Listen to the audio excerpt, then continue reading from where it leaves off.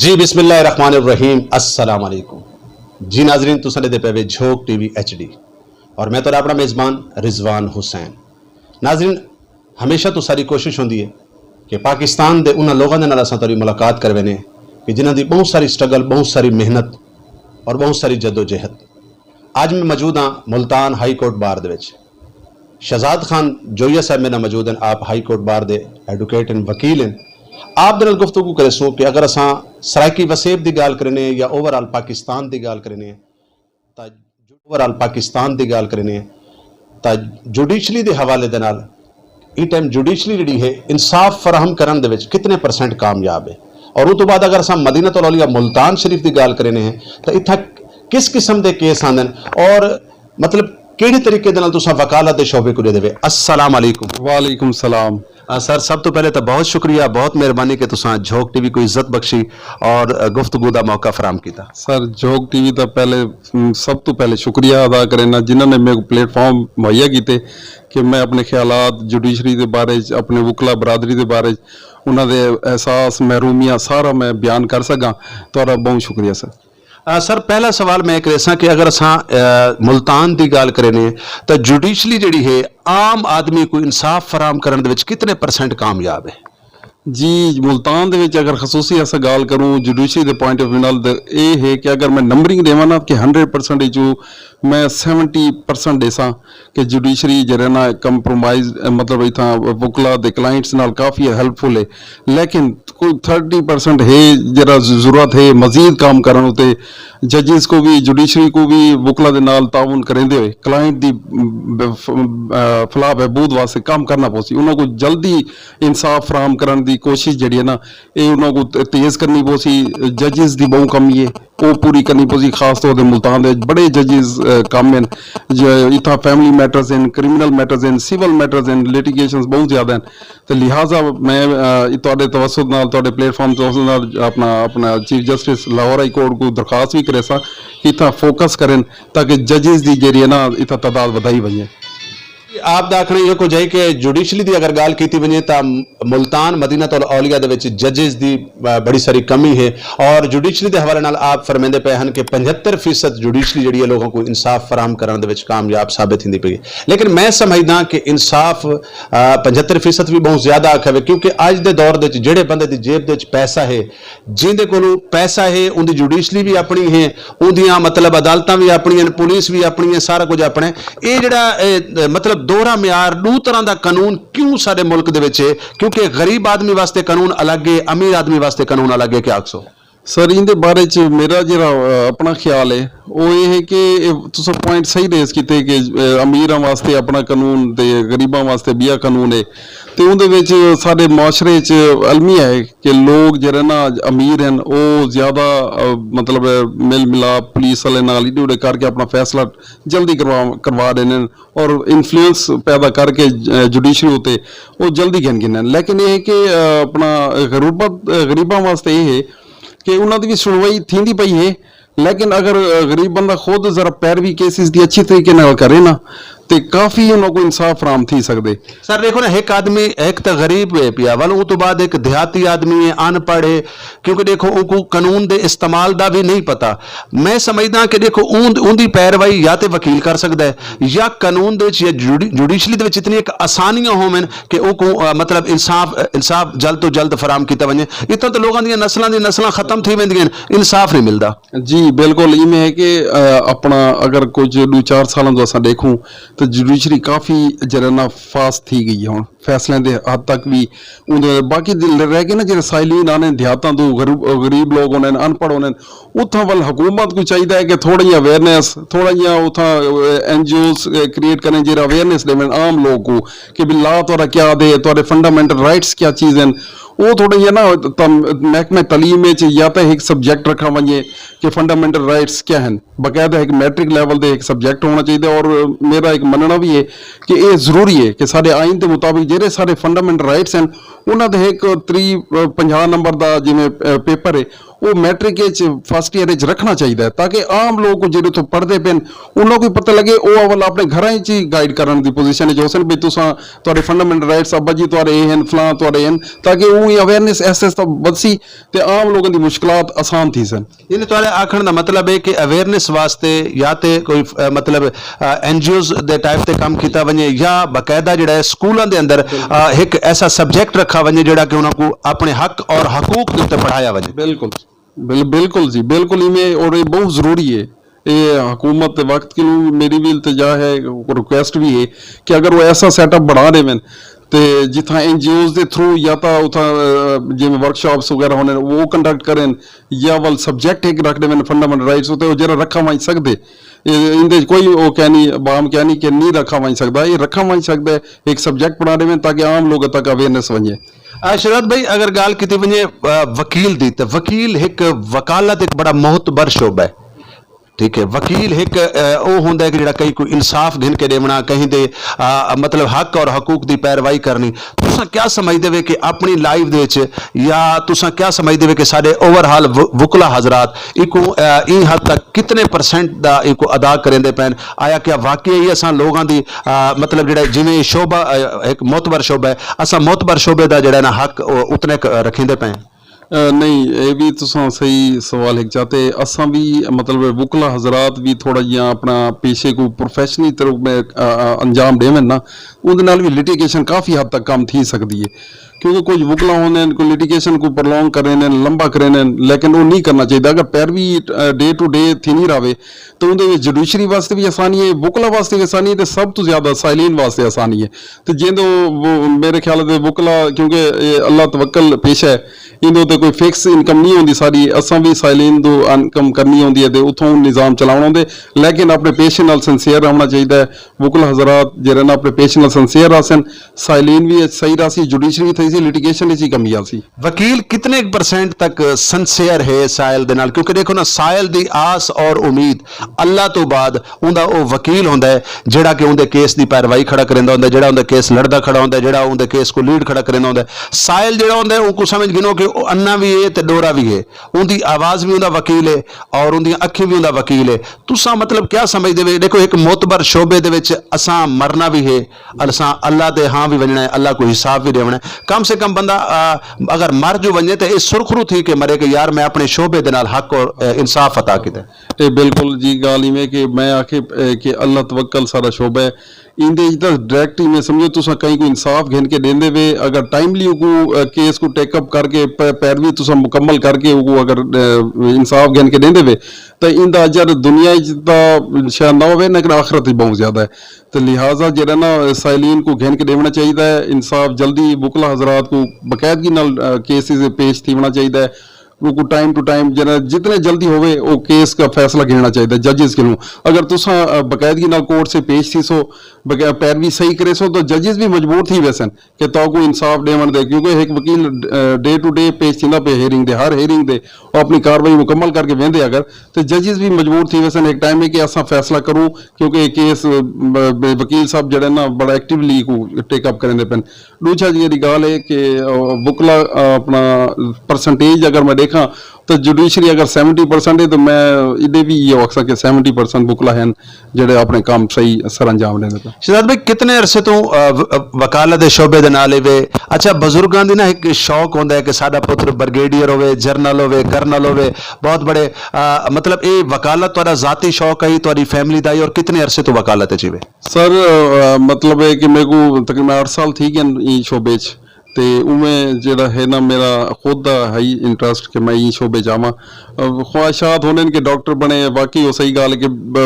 Army वजे सारा बहुत रीडे वजे, लेकिन ये कि शायद मैं समझता मेरी नेचर के मुताबिक मैं सही फील्ड आ गया जितना मैं लोगों को काम करके इंसाफ दिवा देवा जल्दी जितना मेरा थी सकती, तो वो मेरे कितने अच्छा है, तो साइलिन वास्ते अच्छा मेरे को शायद ये सूट करें भाई। अच्छा ये दसो कि अगर अस मदीना तौलिया मुल्तान शरीफ की कचहरी बार की गल करूँ हाई कोर्ट की गल करूँ अक्सरीयत किहड़े केस हैं जिहड़े तुहाडे कोल आंदे हैं और तुसां क्या समझदे वे कि वो केस अदालतें च नहीं आने चाहिए वो अपने मसले वो घर च हल करने चाहिए या कहीं भी तरीके दे नाल उन्हां को अदालतों तो इलावा उन्हां को हल करना चाहिए किस किस्म के केस हैं जिन्हां दे उत्ते तुहाडा ये नज़र है और किहड़े केस ज्यादा आंदे जी तुसां आप निशानदेही कर गए हो कि केड़े केस ऐसे हैं जिन्हों को घर च हल करना चाहिए तो घर की जिथे गाल आंदी है तो उतां फैमिली केसिस दी आंदी है वो फैमिली केसिस ऐसे होने जेड़ा अनाह ते नज़र थी वेन अनाह की वजह को घर कई तबाह थी वेन ते उनकी वजह को फैमिली केसिस की रूटीन दा पूरे पाकिस्तान में मैं आखिर सब बहुत ज़्यादा है उनकी लिटिगेशन बहुत ज़्यादा है जेड़ा कि एक सालसी एक बुजुर्गों का पहले तौर तरीका होंदा ही कि अपने पंचायत अपने घर बन के वो मसला हल कर देने लेकिन हुण बदकिस्मती नाल बुजुर्गों का कोई असर सूख नहीं रह गया नवी जनरेशन उत्ते खास तौर पर तो वो मैटर्स जेह्ड़े ना उत्थां नहीं कामयाब थींदे ते अपना कोर्ट्स दे विच आने ते सब तो ज़्यादा लिटिगेशन जी है पई फैमिली दी साढ़े मुल्तान ओलिया ते दूजे नंबर दे क्रिमिनल काम भी है सिविल भी है रेवेन्यू का काम ही बड़ा है तो बस ये है कि बंदे को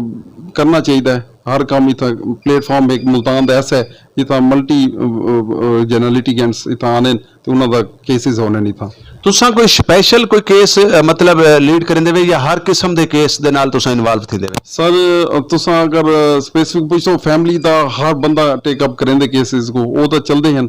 खास तौर पर मैं क्रिमिनल करेंदा पिया सिविल भी कुछ टच हैं रेवेन्यू अंडरस्टूड जी रेवेन्यू भी करेंदा पिया जी अच्छा शरद भाई अक्सर तो ना एक वकला बरादरी के हवाले नाल लोगों का एक शिकायत है मैं चाहसा कि तुसां जरा उनते ते रोशनी पा रहे सो अक्सर तो असां सुना है कि वकील मिसाल के तौर पर अगर मैं कोई वकील खड़ा किया है तो वह बई पार्टी दे नाल मिल के या इस तरीके की कोई डील कर वेंदा है आया क्या ये गल कितने % दुरुस्त है क्या कुछ लोग करेंदे हैं या सिर्फ वकला बरादरी ते इल्जाम है सर ये अपना कोई चंद एक बहुत माइनर जी कैटेगरी है पई ऐसे असा भी सुनते हैं क्योंकि साकू भी क्लाइंट आकर सेने नहीं था डिस्कस करें कि फलां वकील साहब ने किते लेकिन बहुत घट मार्जा नहीं जा कि कुछ लोग हैं ना नासिर उन्होंने इवें नहीं करना चाहिए वरना साकू उस्ताद की तरफ तो ही नहीं सिखाया गया कि तुस इवें करनो हालांकि कई केसेस ऐसे आने बंदा फीस हैवी होंदी है गिनन को दिल आते लेकिन वो असा वो केस नहीं कर सकते असा रिफ्यूज कर देने और कि भी असा नहीं कर सकते केस लिहाजा असा ही मतलब प्रैक्टिस डर्टी प्रैक्टिस नहीं पाते जल्दी तो जल्दी केड़ा ऐसा केस है जिहड़ा तुसां अज तक अपनी लाइफ दे विच जिहड़ा कि बंदे को रिलीफ करवाया होवे सर मैं 9C दे ट्रायल वगैरह भी किते सिविल दे ट्रायल भी की बैठे हैं अल्हम्दुलिल्लाह के बहुत शॉर्ट टाइम में जेडे केस पिछले 5-5 7-7 साल तो 10 साल तो चलते पे अल्हम्दुलिल्लाह उन्होंने ट्रायल मुकम्मल करेंदे मैं फौरी जरा ना उन्होंने इंसाफ मुहैया करवाने किरदार अदा किए और लोग काफ़ी सैटिस्फाई हैं अल्हम्दुलिल्लाह अच्छा अक्सर तो वकील जिहड़े हैं क्योंकि शोबा ऐसा है 24 आवर मसरूफियत वाला है मैं चाहता कि थोड़ी थोड़ी पर्सनल लाइफ ते भी सवाल किया वने वकील अपनी फैमिली को टाइम नहीं देता अक्सर वकला बरादरी जी है मेरे काफ़ी सारे दोस्त हैं उन्होंने फैमिली की भी ये शिकायत होती है कि अगर कचहरी च अदालत च अपने केसें चुलझे घर आसन तो थब्बा फाइलों का कोल उसी घर भी जनाब की जी फैमिली वाली ऐसी कोई परेशानी है या जनाब अपना प्रॉपर टाइम देंदे पे सर बिल्कुल तुम सही गल की है ये मसाइल सारे नाल भी उवें जिवें भी नाल क्या सही तू वेने दफ्तर जो लिफाफे चाहिए वेने घर बह के रात को पढ़ा सवेर की तैयारी की थी वल रात 12-1 बजे टाइम थी वेंदे वल सामने सवेरे वल सागू भजना पौंदे कोर्स टाइम 8 बजे था ते बाकी मसाइल हैं कि घर वाले को अक्सर शिकवा रांदे कि भाई तुसां जे रहना बस अपना काम ते काम में ही हो बस बस चंद एक अहम सवाल हैं जेडे जनाब दे नाल करे सा जनाब दा एक दफा वल शुक्रिया अदा करे सा अच्छा अक्सर हाई कोर्ट होवे या कचहरी दे वकील होवे उन्हां दा शौक होंदा है उन्हां दी हसरत होंदी है कि असां इलेक्शन लड़ूं जनाब दा भी कोई प्लान है सर हाल ही दा फुल टाइम प्रैक्टिस उत्ते ध्यान है फ्यूचर अगर दोस्तों ने या कोई मौका बना तो जरूर उस्ताद ने इजाजत दी तो जरूर कंटेस्ट करे सूँ अगर कोई नसीब भी है तो नहीं तो प्रैक्टिस है सारे हाल फोकस है फुल टाइम झोंक टीवी वसेब दी आवाज़ ने हमेशा तो एक खिते की हर जबान की नुमाइंदगी की है सराइकी पंजाबी पख्तून बलोच रोहतकी या जितनी भी जबाना साढ़े खिते च बोलियां वंदियां झोंक टीवी की नुमाइंदगी के हवाले नाल क्या आखसो अगर असां सराइकी वसेब की गल करूँ या ओवरहाल सराइकी जबान की गल करूँ या इस खिते के लोगों की गल करूँ इनकी नुमाइंदगी तो तुसां कितने % मुतमिन वे सर 100% झोंक टीवी तो बहुत अहम किरदार है जी सारे वसेब के कल्चर दा प्रमोट करने ਤੇ बड़ा अच्छा प्लेटफॉर्म है जी। असां देते रहने झोंक टीवी और काफ़ी माशाल्लाह व्यूवर्स हैं इन दे ते अच्छा वेंदा पे इंशाल्लाह इवें कम करेंदा रहे झोंक टीवी। और सराइकी वसेब असां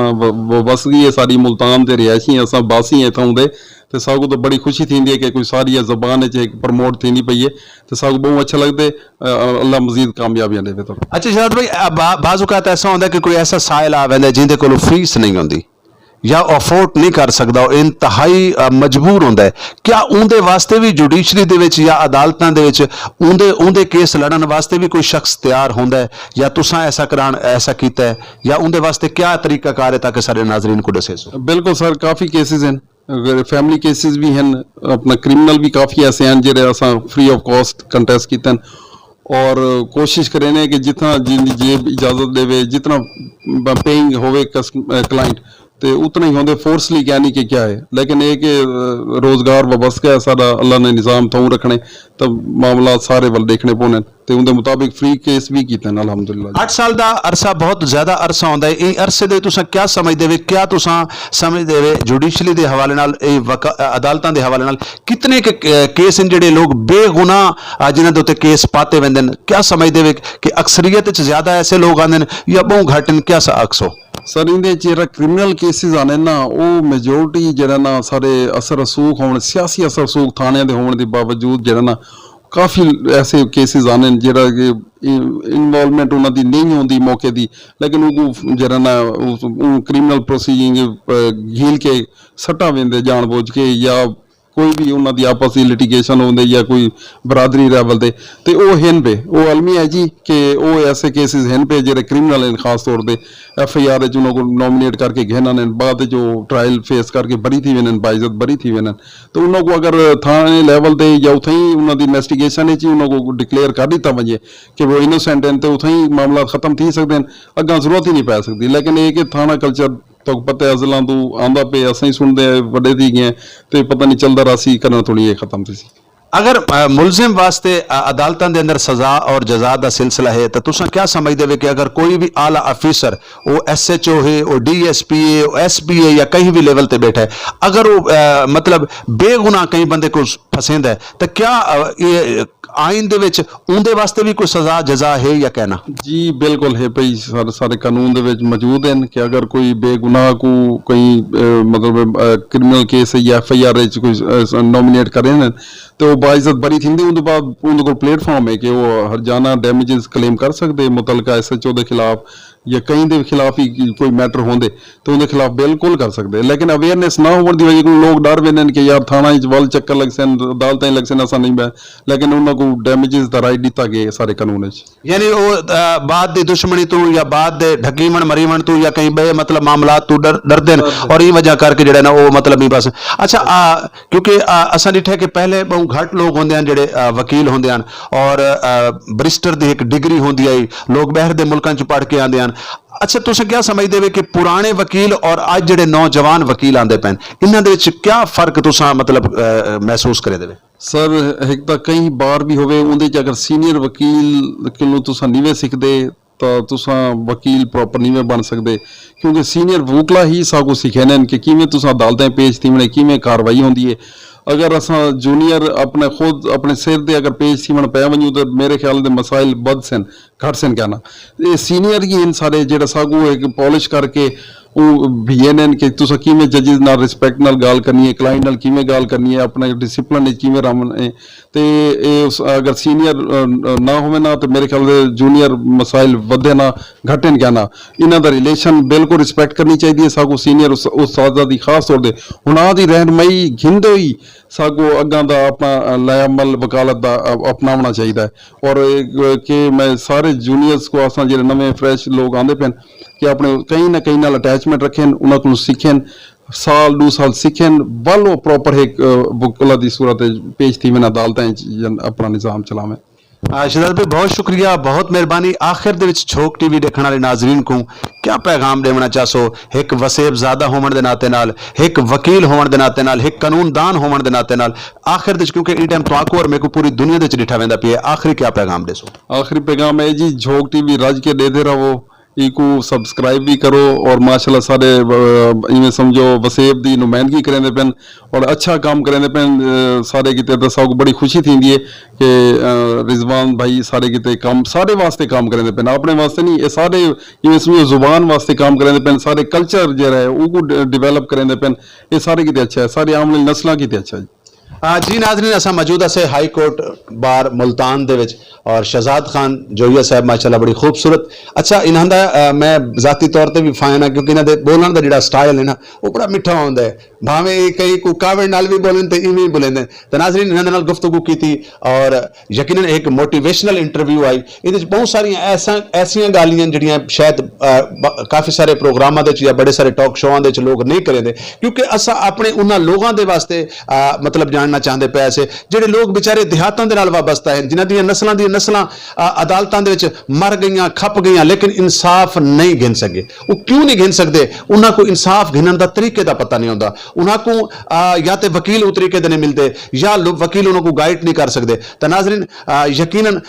तुसां हक और हकूक गिनन वास्ते अपने आखिरी दम तक और कोशिश करो कि वकील वो रखो जेड़ा कि कानून को समझदा होवे जेड़ा ला को समझदा होवे जिको हर शय दा पता होवे आजकल क्योंकि काले कोट दे बहुत सारे ऐसे लोग भी मौजूद हैं कि जिन्हां दा कोई एक्सपीरियंस कह नहीं और मैं अगर ये भी आखां तो गलत ना हो सी कि जिन्हां दा कचहरी नाल या हाई कोर्ट दे नाल वास्ता ही कह नहीं लेकिन अपने आप को वकील सरेंदन हर काला कोट पावन वाला बंदा वकील नहीं हो सकता वकील जेड़ा होंदा है अपने काम तो नजर आंदा है तो नाज़रीन जुड़े रहो झोंक टीवी वसेब दी आवाज़ दे नाल और अगर तुहाडे नाल किसी किस्म दी ज्यादती थींदी पई है या तुसां अपना इंसाफ गिनना चाहते हो तो झोंक टीवी दे तले पट्टी ते नंबर चलदा पियो सी सर नाल करे सो राबता असां तुहाडी आवाज़ मनसूं तुहाडा हक और हकूक तक गिनवा के देसूं आखिर दे शेर दे नाल अपने मेजबान रिजवान हुसैन को देसो इज्जत और जिंदगी ने अगर वफा की थी तो अगले प्रोग्राम में तुहाडी मेरी मुलाकात थी सी कि तू मेहनत कर मेहनत दा सिला जाने खुदा जाने तू मेहनत कर मेहनत दा सिला जाने खुदा जाने तू डीवा बाल के रख चा हवा जाने खुदा जाने अल्लाह हाफिज अल्लाह निगहबान।